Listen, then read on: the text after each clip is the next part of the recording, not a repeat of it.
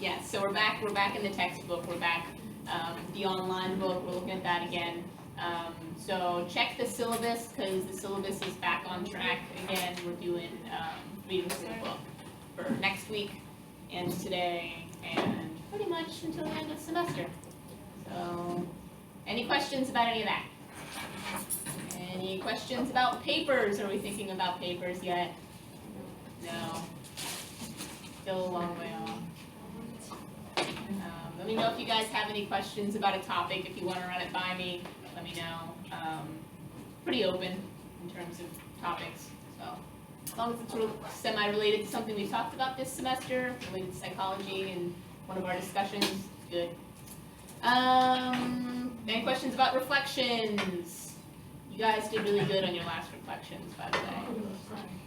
Yeah. You gotta give me more content to get us started. Really? I think you're the only one who got a 9 in that time. It's alright, it's alright. Alright, so that's all, I think. No other news? You good? Alright. So today we have a guest speaker. This is Suraj. He is one of the other PhD students here in the psychology program, and he's going to talk to us about consciousness today. Coolest subject ever. He says so. That's why he's teaching it, not me. So let him know if you have any questions at the end. He's going to do a good job of teaching it for you, and I'm going to go sit down. Of course. Best teacher ever. Oh. I've only taught once before, actually. So that was on personality. That was last year. So we'll see how this goes. So, as Brittany said, I'm Suraj. Thanks, Brittany, for having me. I'm recording this, just me though, so some voices may get included in that too, but don't be afraid to speak up anyway. There will be a bit of participation, but we'll get to that. How many of you did the reading from the text on consciousness? One. I mean, yeah, I guess some might not. Okay. You're not afraid to not raise your hands. All right. Oh no, I'm guest lecture, so you're in the right class, I think. No, you're not. What? Wait, yeah, you are.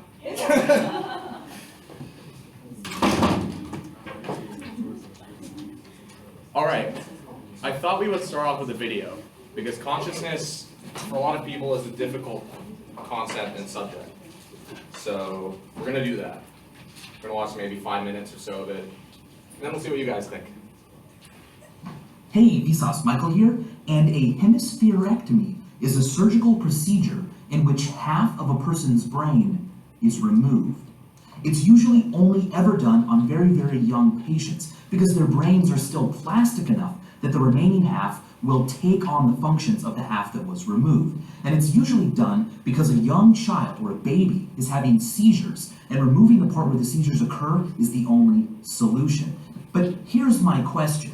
If you can live with half a brain, what if I were to take 2 empty skulls and take one half of your brain and plop it into one body, and the other half and put it in another body?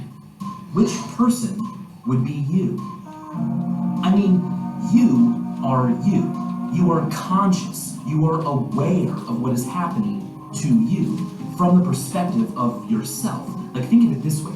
If you just stare at something and kind of feel what it feels like to be you, it feels a little bit like you're a thing inside a body looking out through the eyeballs, and nobody else on earth will ever see the world from that position. This awareness of your own experiences, the awareness that you are having them, the awareness that you are having your own thoughts, makes up what we call consciousness. But if I were to take your brain and split it into 2 and put it into 2 different people, would both of them be new people who were conscious? Well, one of the best places to start when defining consciousness and understanding it is to begin with things that we agree are not conscious. For instance, Cleverbot. Cleverbot.com is an amazing website where a computer program will respond to your questions really cleverly, but only because it is programmed to do so. We wouldn't consider it conscious because it doesn't have a sense of itself. It doesn't feel anything. It doesn't have its own inner life. It's just a program that responds automatically to my inputs. Now, I know that I am not like Cleverbot. I know that I feel things and that I have a sense of myself. I have intentions. But how do I know that you do?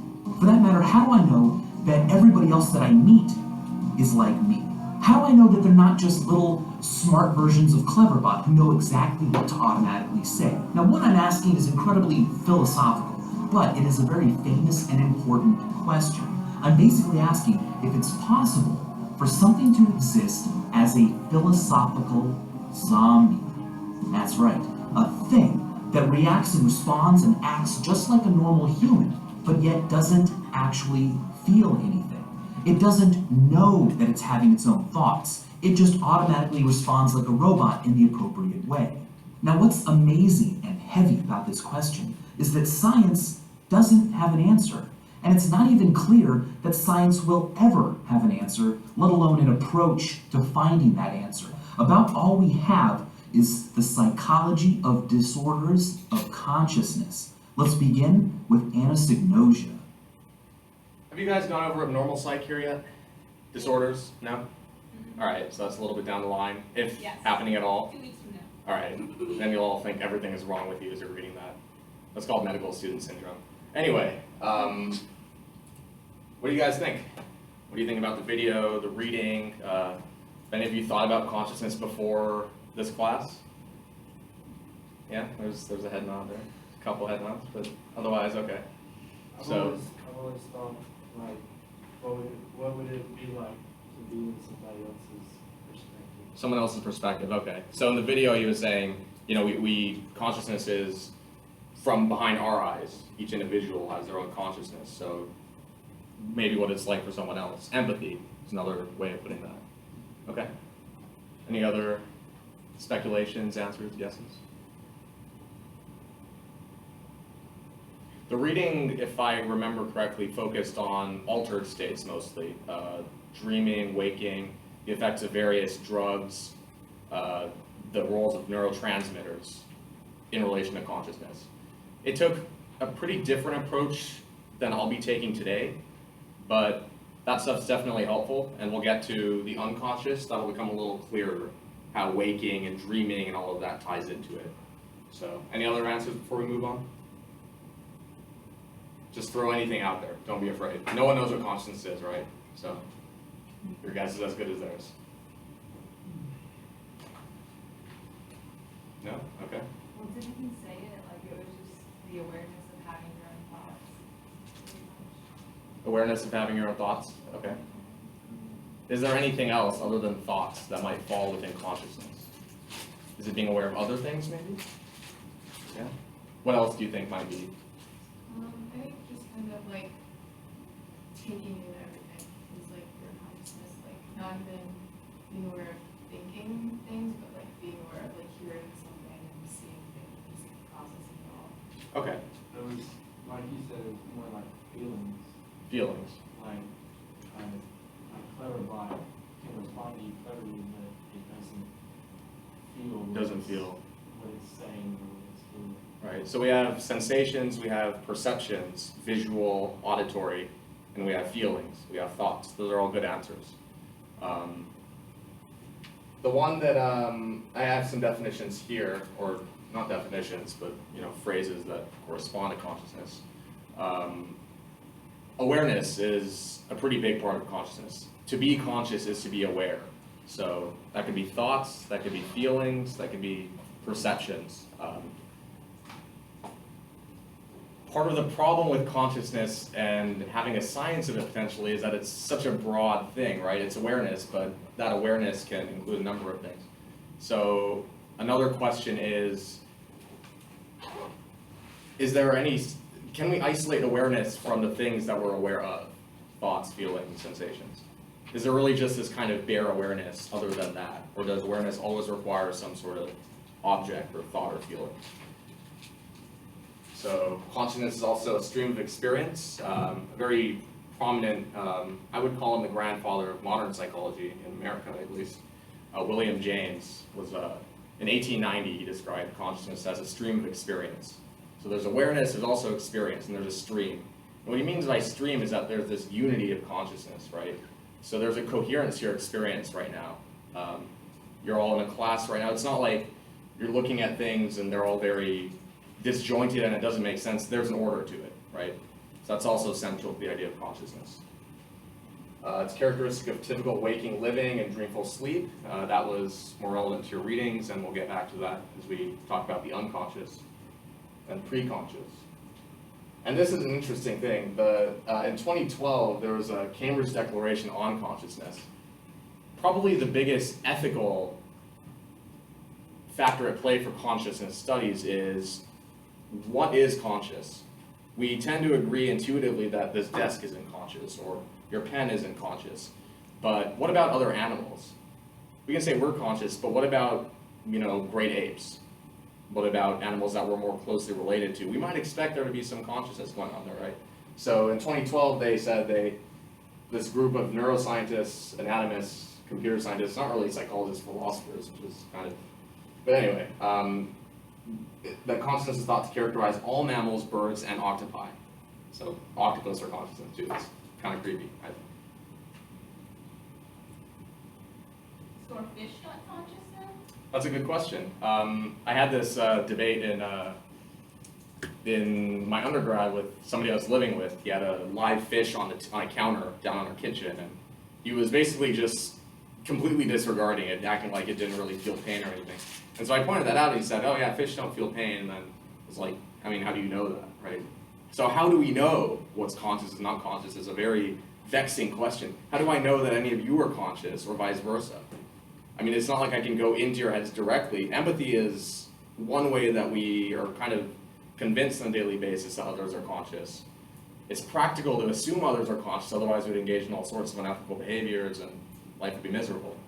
But there's no 100% way to know that, right? Other than actually being in someone's consciousness or they're experiencing.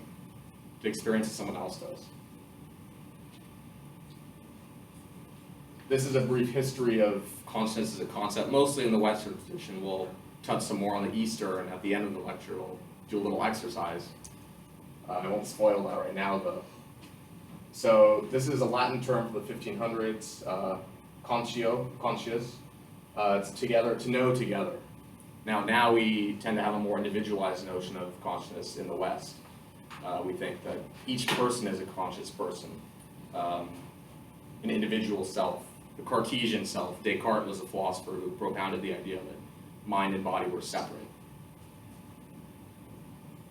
In psychology, have you guys gone over psychoanalysis, Freud?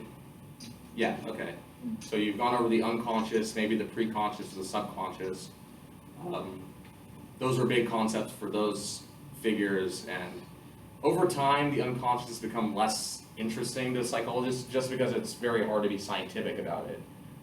Even psychoanalysis is frequently charged with that.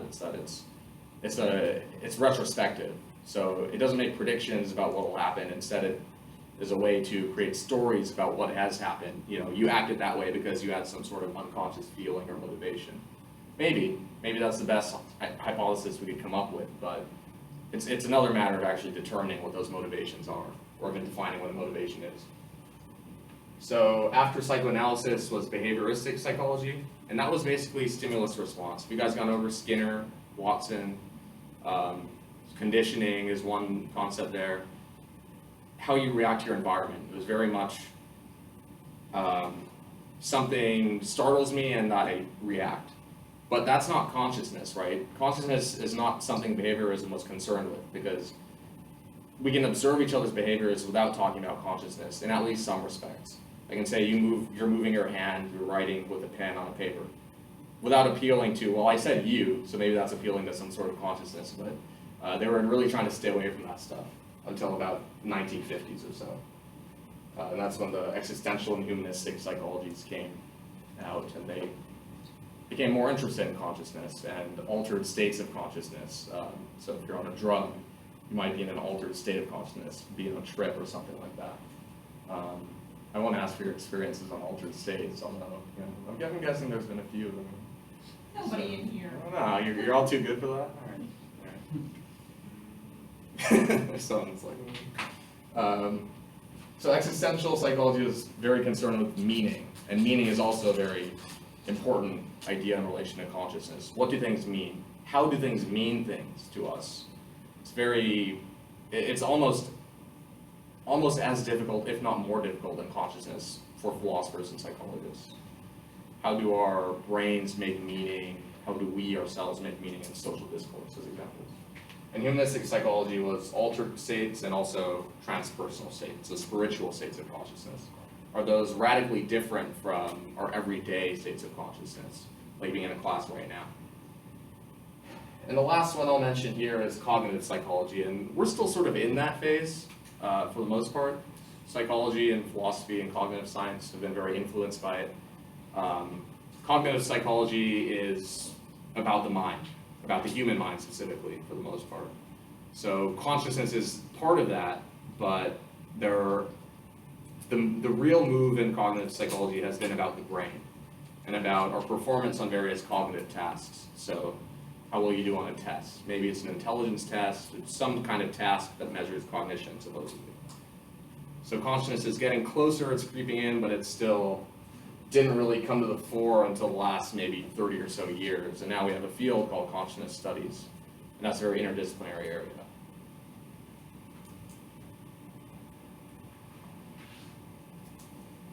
Okay, so we mentioned that with consciousness there is this I-ness, there's you, there's an inner world, there's an experiencer, right? So that's a way to call that is the first person view of consciousness. So I feel this way and I'm aware that I feel this way. That's the first person way of describing consciousness. A second person way would be to communicate with other people about what consciousness is like. And that's another way that we infer other people's consciousnesses, right? We share a language, we share certain features in common. I can look in a mirror and say, hey, I look this way and I look similar to these people, and so there may be a good chance they're conscious as well. So that's the interpersonal side of consciousness, or the second person. So instead of I, now it's you, or it's we. And finally, this is the area that's been the most exposed in media, in neuroscience. How many of you are you into neuroscience? Do you like neuroscience or computer science? Anyone? Those are very third-person approaches to consciousness. So robotics would be an example close to computer science. Are robots conscious? Are machines conscious, right? These questions are becoming more and more common in popular discourse. What do you guys think about that, by the way? Machines being conscious. Seen any movies on the subject? Have any opinions? Terminator. What were those? Like iRobot, yeah. Cars. Okay, yeah. And that's especially relevant today because now we have the possibility of autonomous driving cars. They do. They do, yeah. Pittsburgh. That doesn't surprise me. And actually, Uber is starting to roll out self-driving trucks. So Pennsylvania, I'm sure, is a hub for that. It's horrifying. Yeah. You think about the socioeconomic aspects of that, right? People being put out of jobs potentially. That's kind of been the history of technological development. We devise ways to make technology self-operating, and then we don't need anyone operating them anymore. But so then we come up with some new jobs for people, or something else happens, right? But that's another ethical consideration within all of this.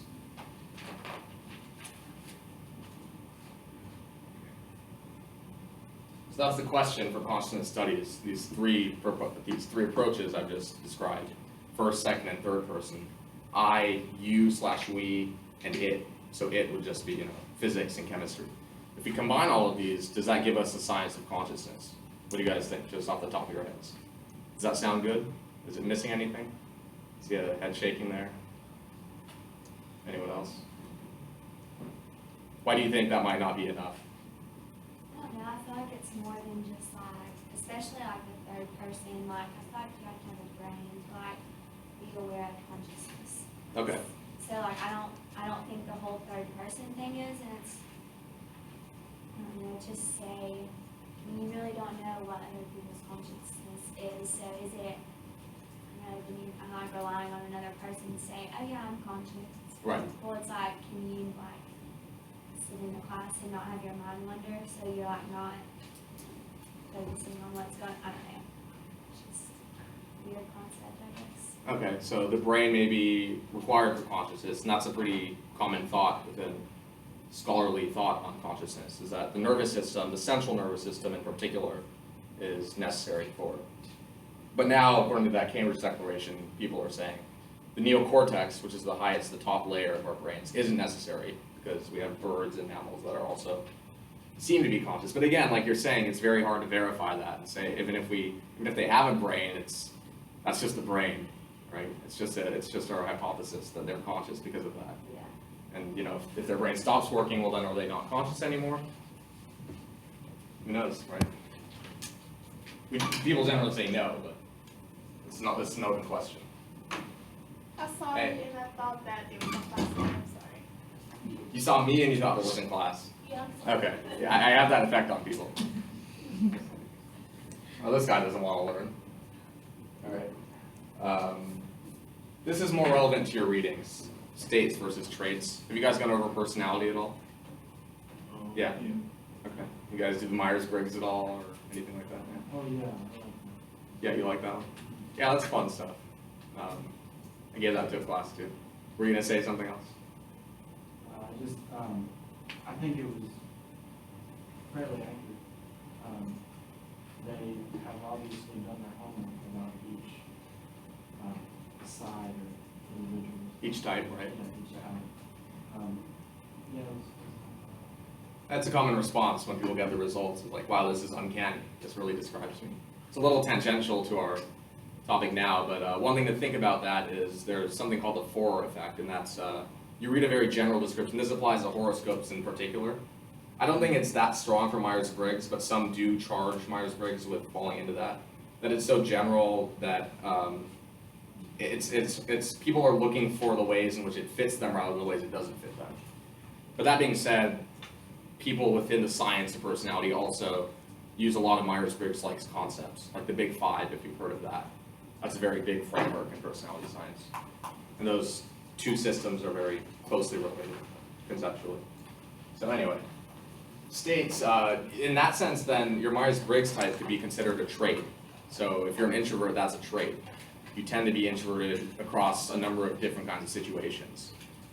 So what that means for consciousness then is that you may spend more of your time experiencing in certain ways. So experiencing in a more introverted way or a more extroverted way. So you're at a party, your consciousness may be like, you know, you're a little out of your element, or maybe you're not shy, but maybe you're more reserved or more the kind of person to let other people initiate socially. So that's a consciousness trait potentially. And a state would be like what you guys read. So when you're asleep, when you're awake, when you're daydreaming, those are all states. They're more fleeting.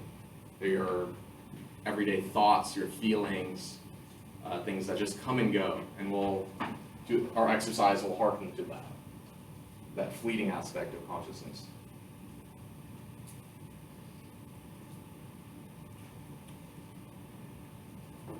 All right, we'll do a little exercise now. How many of you have meditated in the past?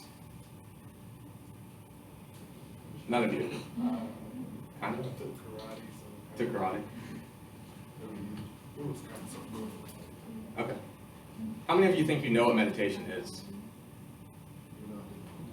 I know what it looks like, but I don't understand the purpose. Person sitting with their legs crossed. And, right. Yeah. Right. So we're gonna do that now. We're not gonna do it for long. Were you gonna throw in that? Okay.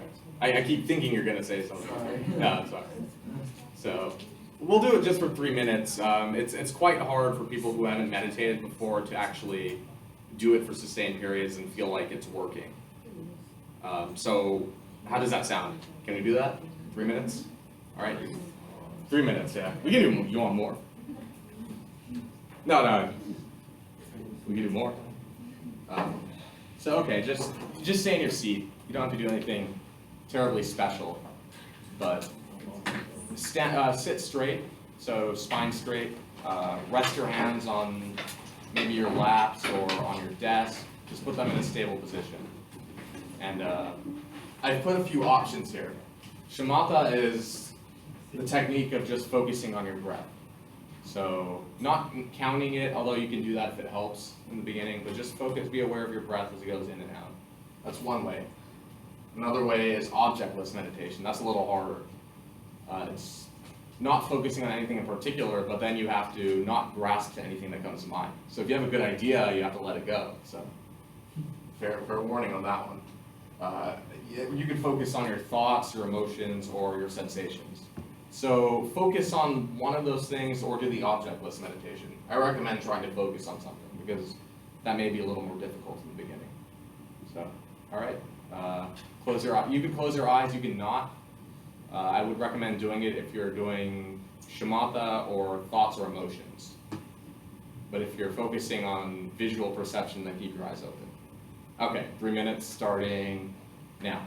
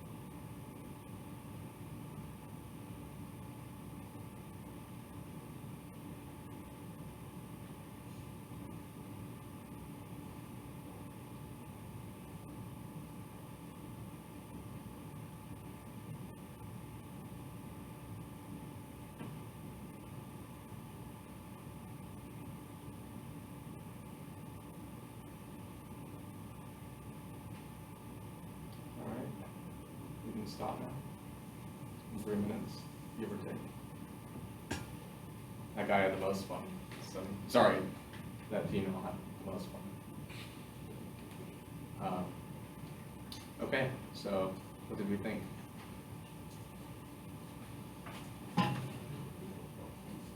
You're gonna fall asleep? So it wasn't just her, it was you too? So, did you notice anything in particular? Why did I do that? What is the relation of consciousness and meditation? Any guesses? So it kind of causes So you think meditation is to not be conscious? Okay. It's not really focusing on one particular thing, it's just like one of those aspects you said, it's like bare awareness of everything around you. Like you're not trying to hone in on anything. Did you do the object list one? Yeah. Okay. Try it, but Yeah, I mean, it's difficult, like I said, but it worked. You just see everything, really, it's not like you're focusing on. mhm.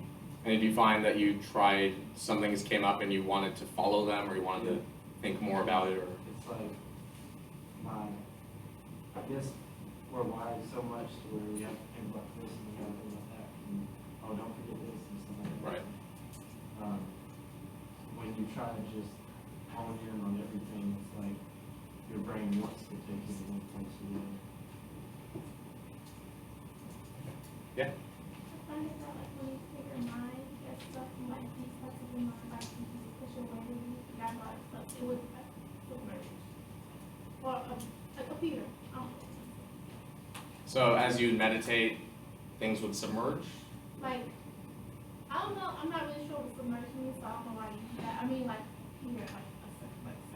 Okay, so it comes to the surface more. Yeah, Okay. Did you find things were coming to the surface more, that you were focusing more on those things that came to the surface? like things that like I push away or things that I forget. Like when I walk in the room, for, and I forget throughout the whole day, and like it will come to me. Stuff like that. Okay. That's good. That's another way to meditate, is just to watch things as they come and go. So to submerge, as you said. That's also a very psychoanalytic way too, that things pop up from some unconscious or some state of non-consciousness, and they come into consciousness. They emerge. Yeah. I was trying to do the work in just focus on the breathing, Mhm. but it got like so confused to where like, I guess I started noticing like my emotions and thoughts on it, and I got more focused on the fact that I was sleeping. On the fact you're Trying sleeping. to get through the day. Okay. Because like obviously I'm so wired to the point where you just having to look at it. Right. So that's what my meditation was like. Okay. Try to get 20 seconds of sleep. Okay. And sorry I said that guy's having fun. I couldn't see your face, so wasn't sure. So okay. So yeah, and that's another potential benefit of meditating, is to be aware of these things that you might not be aware of, but maybe you should be aware of. If you're sleepy, maybe then you want to adjust some aspect of your life. Maybe sleep a little more, and get your work done earlier, or something like that. But specifically for consciousness, meditating really is either focusing consciousness on a particular thing, so that could also be thought of as training consciousness, training your mind. So training yourself to be conscious of one specific thing. Very useful if you're trying to study, or if you're trying to complete some tasks as quickly as you can so your mind doesn't wander. It's not all good though. I would say a lot of its benefits have been overstated in society. So like mindfulness is a very popular idea in the West. How many of you have heard of mindfulness? Mindfulness meditation, yeah, okay. So, but sometimes it's good to let your mind wander and to let go of your focus on something, or of consciousness. So when you're sleeping, they think an important rule for dreaming or sleeping is for memory consolidation. And so, maybe people who sleep less have more trouble forming these long-term memories, or even short-term memory. They have trouble focusing on things. So that's how it relates to your reading. I didn't touch on the reading too much, because that's one aspect of consciousness, and that's a maybe more promising way of studying it scientifically. Again, it's a different matter of verifying whether someone is conscious or not. All those philosophical questions are important, but to study the changes in consciousness and the ebbs and flows of consciousness into maybe subconsciousness, like dreaming. Because dreaming, right? How many of you have vivid dreams? There's a few. Okay, there's a fair number of hands. How many of you dream but you can't really remember your dreams? Or okay, about the same amount of hands. So do you feel more conscious when you're awake than when you're dreaming? For the people who have vivid dreams, do you find would you say you're more conscious in waking life, dreaming life, both, or neither? Well, it's really, when you have a vivid dream, it's most of the time based off what had happened in real life, or something kind of connected to that, like you saw this person today, so this person is going to be in that dream. Most of the time, I mean, it's not always like that, but I think you're almost more conscious In your dreams? Okay.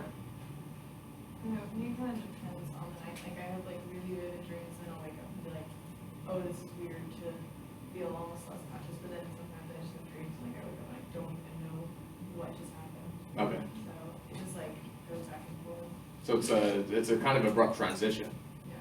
And then there's this coming to regular waking consciousness as opposed to dreaming consciousness.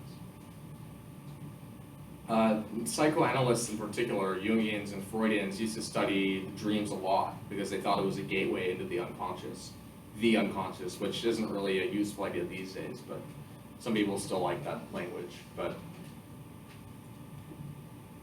dreaming still is a sort of consciousness, right? I mean, there's still stuff going on that we're aware of. So it might be a gateway because maybe some people experience less consciousness somehow, or different consciousness, or maybe less restrained consciousness, less focus. But pure unconsciousness isn't really something we can imagine, because how do you describe what it's like to be completely unconscious? To be dead, maybe, if that's what happens, or to be a table, right? But when you get knocked out or something, they say you're unconscious. Right. But are you? That's a good question, and coma is also relevant there. I think they found some people in comas do dream. Some people in comas have reported these near-death experiences. So while they're in a hospital, they rise above their body and they see something that they couldn't have seen unless they actually did kind of separate from their body. That's some more fringe stuff. It's interesting to at least consider the reports, and that there is some commonality among people's reports, so the types of things in their near-death experiences. But it's also hard to know who's lying, or why they're saying that, or whether it's truthful reporting on their experience. That's important for consciousness, and it's a hard part of the second person approach. How do we know what other people say? Do we take it at face value, or are we more critical of what they say? How do we trust people? How do we trust ourselves, right? So, anyone else want to speak to their meditation experience?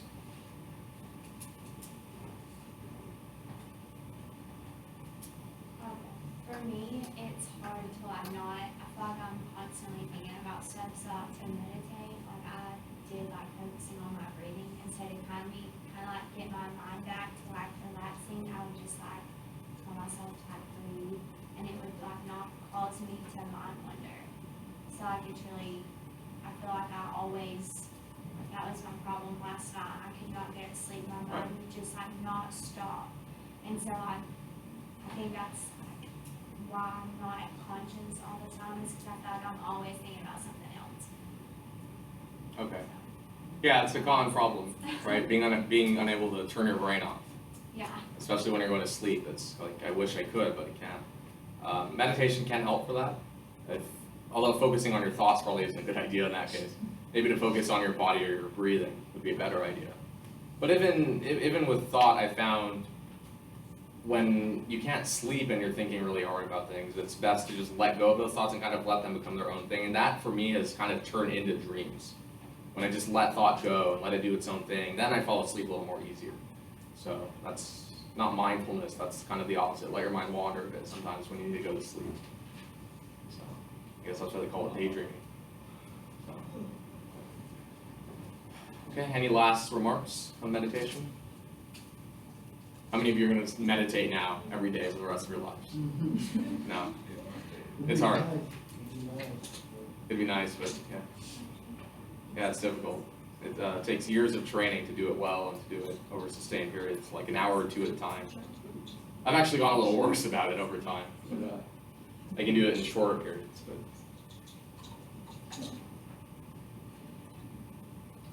I'll end with a few closing considerations. This is a more philosophical side. This is the fun side of it, of consciousness. It's so you know, how are consciousness and mind similar or different? Have you guys studied cognitive psychology at all? A little bit. So how do you guys think mind and consciousness might be different or similar, or the same?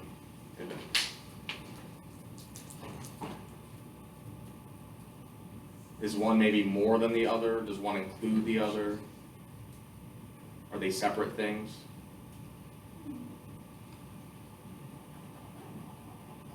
If no one else has anything to say about that, I'll just say that mind has mostly been studied recently, again in terms of the brain, but in cognitive psychology and cognitive science, the computational model of mind has really been the dominant one. So that's cognition, that's just thought. Specific. Oh yeah, you want to say something? Just a little bit, I feel like it has, like, it can sometimes feel like, you know, how you have like an angel and devil on your shoulder, and then like, you're doing those, like, you know, I think it comes close to like, you know, whichever decision, you're fighting with your, oh, you're fighting with your consciousness, with your mindset at the same time. Okay. Does that make sense? Yeah, it makes sense. So you mentioned also when you're trying to make a decision, and that has been a pretty big area for cognitive psychology, decision making and inference. How do people decide things? Especially when there are two equally appealing options. So that also goes to values. What do people value more, and that may guide their decisions in certain ways. But yeah, the angel and the demon, that is really this kind of moral dilemma as we come into every day, right? How should I act? What's the right way to act? What's the right thing to do? And maybe people with more turbulent consciousnesses have more trouble with that. Maybe others can resolve their moral struggles, you know, their dilemmas easier, be a little more peaceful. So mind has been this computational model of mind, this neurological model of mind.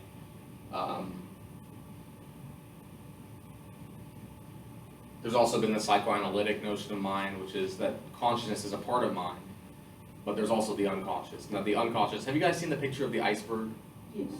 Right, it's a pretty popular picture. So consciousness is this little part at the top above the surface, emerging from it.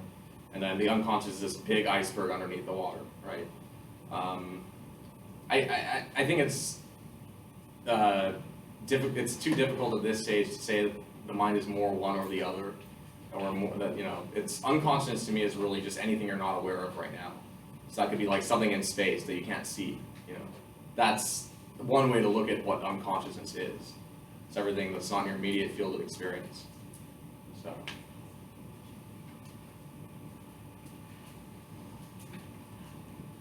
And I already asked, can machines be conscious? I addressed whether there's a thing as the unconscious or if there are unconscious thoughts or feelings or motivations. We tend to think there are, right? That you may realize something and then say, oh, I did that because I felt that way. That's why it happened, right? So they're good stories as far as, you know, they're good stories in day-to-day life, but they're a bit trickier once you actually dig deeper into them. And it's like, was that really an unconscious thing, or did it never exist in the first place, right? So maybe saying there's unconscious feelings is already saying too much, more than we can say. So is consciousness located like in the mind? Is it in the mind, right? Or is it? Yeah, where is consciousness? What do you guys think? Where is consciousness? Can we point to it? Can we at least define it experientially?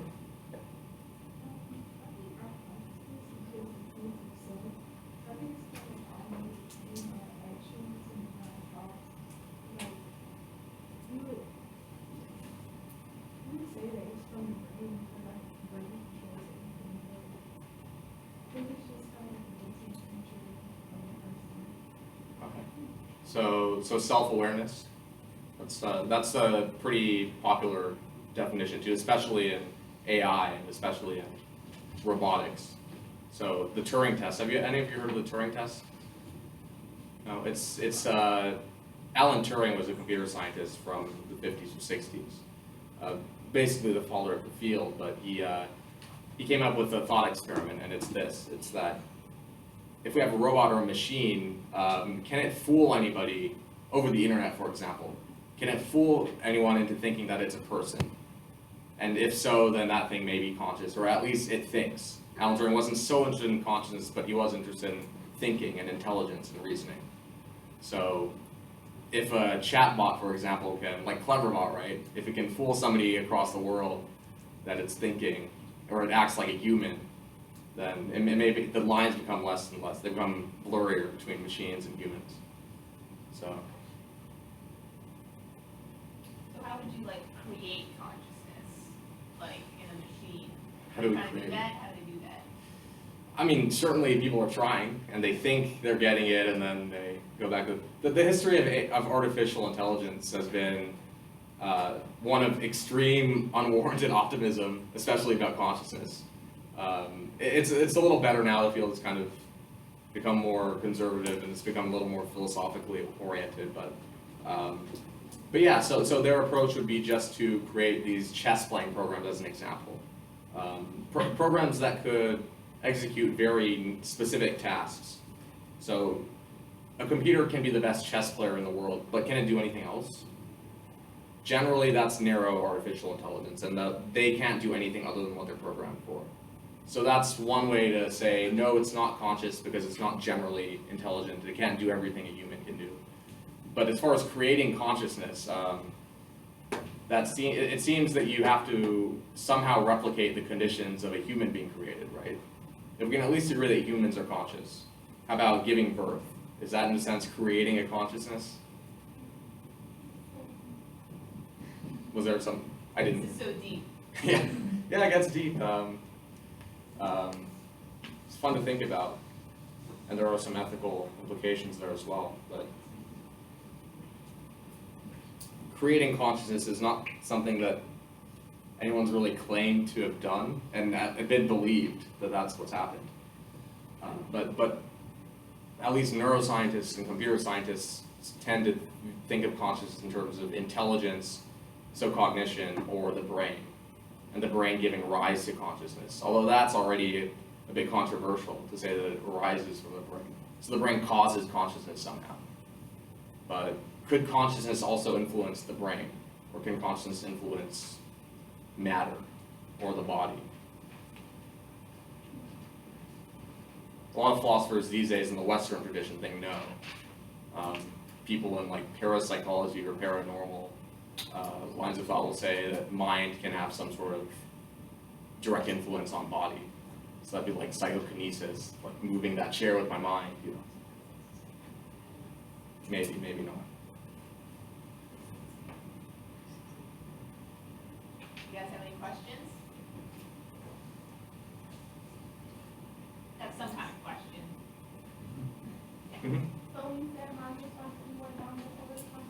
Could you like explain more about that? That what is dominant over consciousness? Mine was found to be more dominant over conscious. That mind is found to be more strong than Yeah. consciousness. Well, so if you think of mind in the way that a lot of cognitive scientists think of it as just thought, what we just did, our meditation exercise, was more than thought, wasn't it? I said you could be aware of your feelings, you could be aware of your sensations or your perceptions.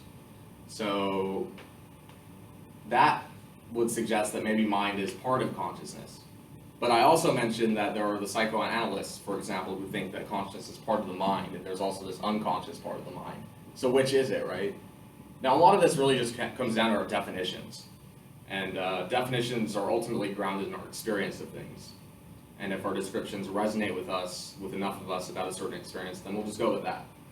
But that's part of the problem in that sort of question, and the way people have answered is that there's this ambiguity between what mind is and what consciousness is.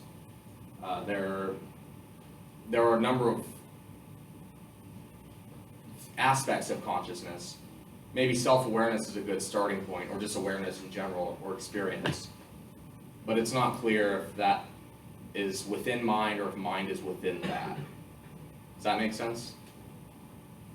What I'm telling you is I have no idea, no one else does either. Yeah. It's almost to the point where, I know this sounds weird, but it's like we as humans can't study our thoughts necessarily because we're thinking about anyone else's thoughts. Mhm. So it's like, it's just a Pandora's box inside of a Pandora's box, Right. and you can't do anything about it. So you think that, yeah, so there may be some limitations. Another interesting point here is the way we relate to and view animals and life in general.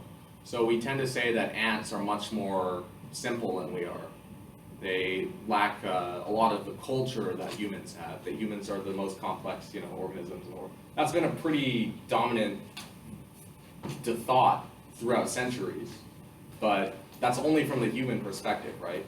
So what if there were something above and beyond us, like a God or creator of the universe or something like that, that to that the universe, our universe, is just this pebble, right? Then to that being, then we would seem like the simple ones. We would seem like the ones with the lack of culture, the lack of behavioral sophistication. It almost has to be something like outside. Outside of humans, right? You can look at animals, like you just said, you can look at animals and see them simple, but if animals can look at us and maybe they're not as simple, if they can look at us like that, so. Mhm. And some people think that the promise, there's two potential ways of going about this. It's to create machines that may be more intelligent, or that may be humans plus something else. If there was something that were above and beyond humans, as I mentioned, then maybe there would be some way of thought being studied a little more objectively. So people in the artificial intelligence camp think that's one potential way to go.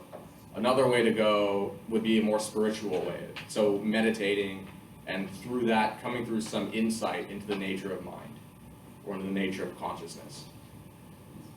Those two answers, they tend to be different groups of people and different individuals giving those answers, but those have just been two answers to maybe if we have to break out of our own thinking, then we have to kind of outsource it to some beings that can do things that we can, but can do more than we can.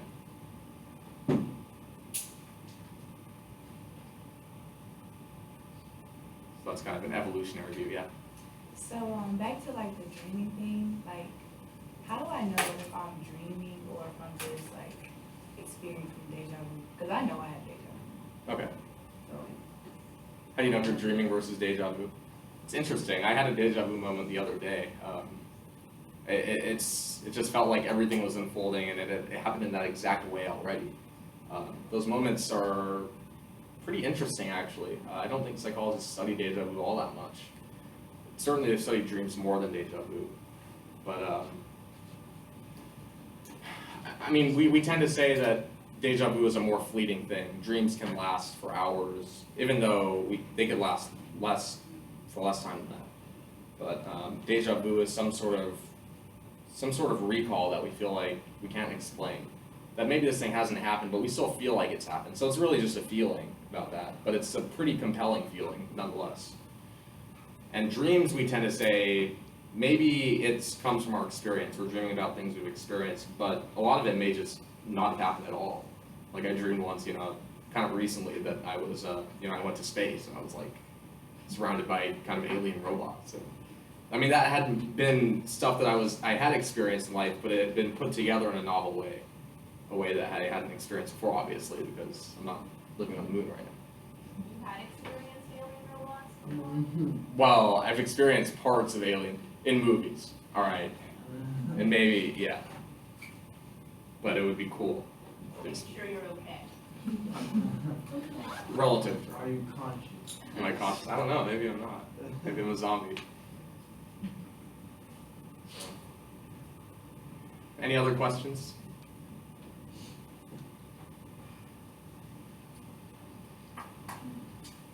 Alright then, I think I am done here. Alright, you guys don't know. I always put that picture. Questions you